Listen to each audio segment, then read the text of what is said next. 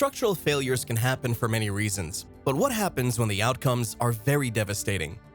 From one construction failure that caused over $2 billion in damages to another with a death toll so high that some bodies were never recovered, these are construction disasters that led to hundreds of lives lost. The June 30th, 1995 edition of the Korea Herald featured a front-page story about an event that most South Koreans found hard to believe. A luxury 5-story department store crowded with evening shoppers collapsed in southern Seoul yesterday, causing hundreds of casualties, the article read. And just like that, the entire country was thrown into a frenzy. You see, the Sampoong department store in Seoul, South Korea was first meant to be an apartment building. However, during construction, the developer changed the plan and turned it into a department store just so he could make some more money. To fit escalators and create more shopping space, the developer removed important support columns. These columns were crucial for keeping the building stable. To make things worse, he added an extra floor without permission. This unauthorized fifth floor put even more stress on the already weak structure. Despite warnings from engineers about the dangers of these changes, the developer chose to ignore them. Little did he know that this decision would have deadly consequences. The gigantic department store that opened in December 1989 was composed of 2 connected 5-story buildings, each with 4 underground floors. The mall covered a total area of 73,877 square meters. While poor designs and construction practices were the main reasons for the collapse, state prosecutors noted that heavy air conditioning cooling towers on the roof of the north wing were the final problem. The 3 cooling towers weighed a total of 36 metric tons, and with water added, they reached 87 tons. Initially, the towers were placed on the east side of the south wing's roof. However, due to noise complaints from nearby residents, management decided to move them to the other side. Instead of using a crane to lift and move the towers, they dragged them, and it caused serious damage to the roof. By April 1995, a large crack appeared on the roof of the 5th floor, and employees could sense the floors slowly giving away. But management didn't stop business operations, simply because they couldn't afford to lose money. But the morning of June 30th, 1995 was full of warning signs that the Sampoong board members continued to ignore.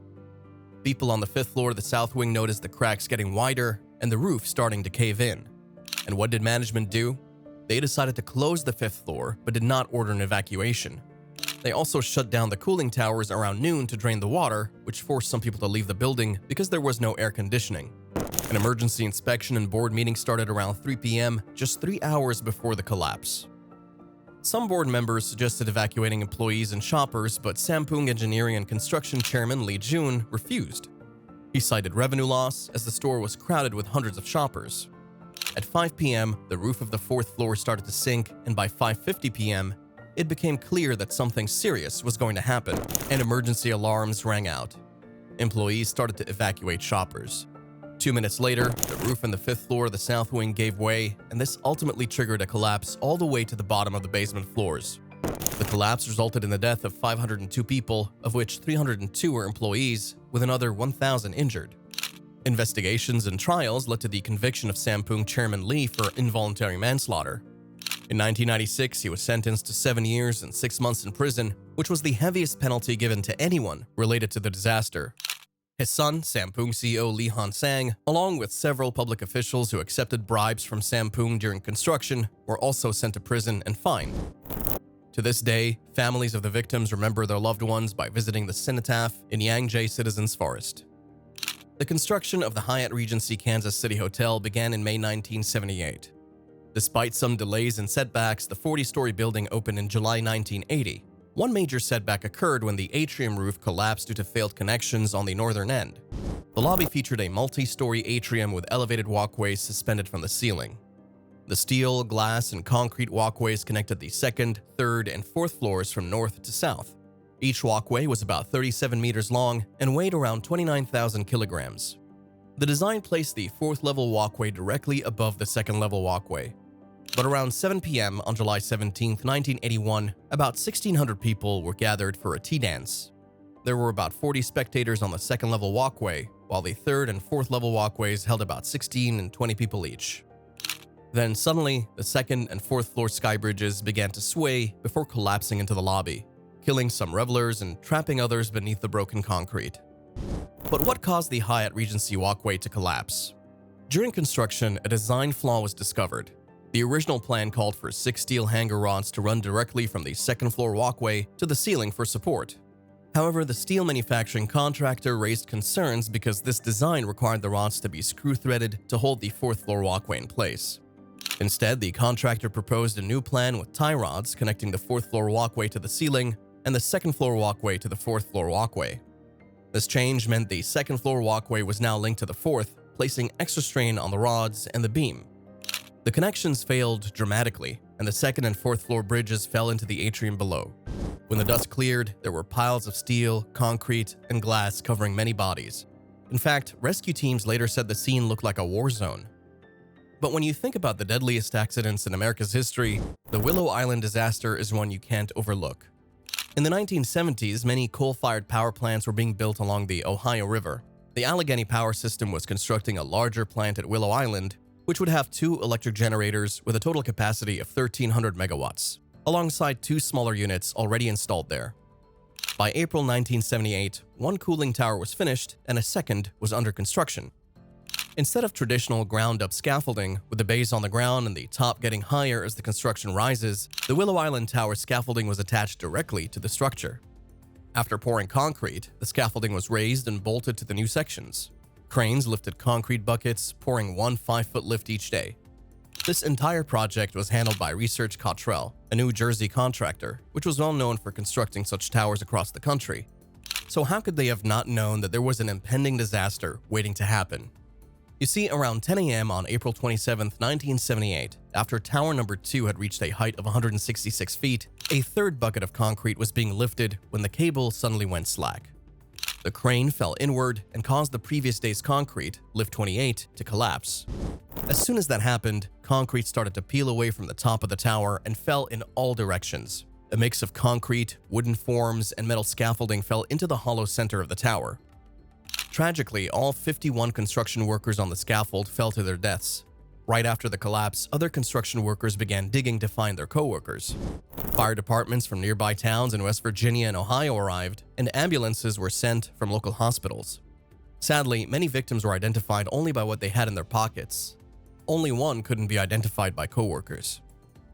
The Occupational Safety and Health Administration investigated the disaster and found several safety issues that led to the collapse.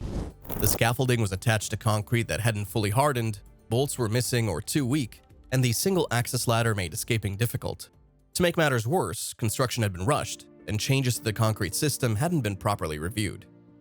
OSHA fined the contractors $85,500, or about $1,700 for each life lost. Although this amount hardly compares to the lives lost, it still sent a message about the importance of safety standards and the consequences of cutting corners on the job.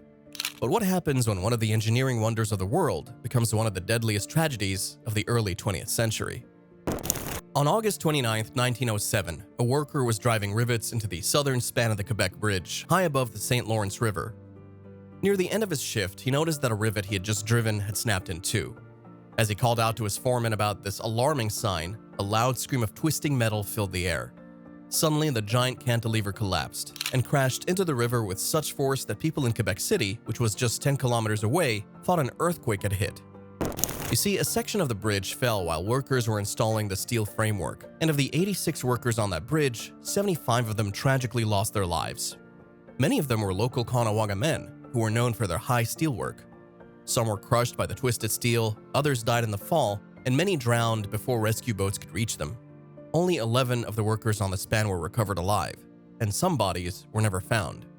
The Quebec Bridge was to be one of the engineering wonders of the world. Once completed, it would be the largest and longest bridge in the world, outstripping the famous Firth of Forth Bridge in Scotland. But that never happened. After the tragic incident, a Royal Commission of Inquiry was established the following day, and it later attributed the collapse to several factors. First, the design of the bridge did not properly account for its own weight, which made it too heavy to support itself. The initial calculations used in planning the bridge were never checked, and it allowed serious mistakes to go unnoticed. There were also concerns about the quality of the materials used.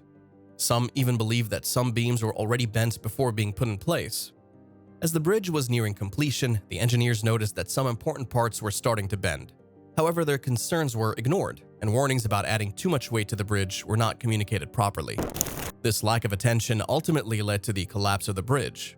If there's anything engineers learned from this crash, is the importance of paying attention to detail and ensuring thorough checks at every stage of a project.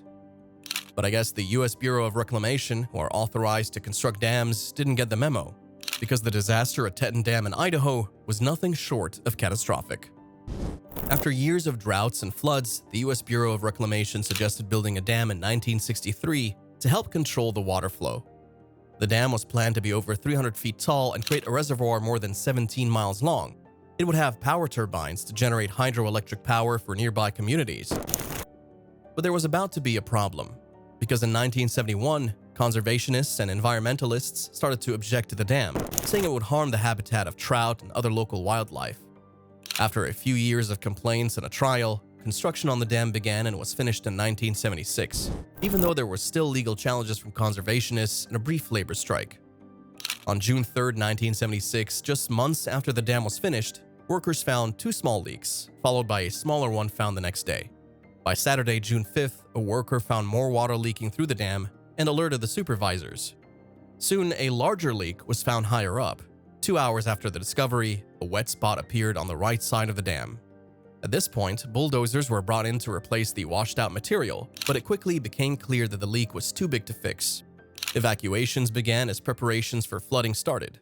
By noon, the dam broke, and it sent a massive wall of water downstream. The nearby American Falls Dam, which was scheduled for renovations, was already threatened by the flood, so workers quickly emptied it to prepare for the water coming from the broken Teton Dam. Water from the break reached American Falls on June 7th. Fortunately, the now empty American Falls Dam was able to contain it and stop the immediate emergency.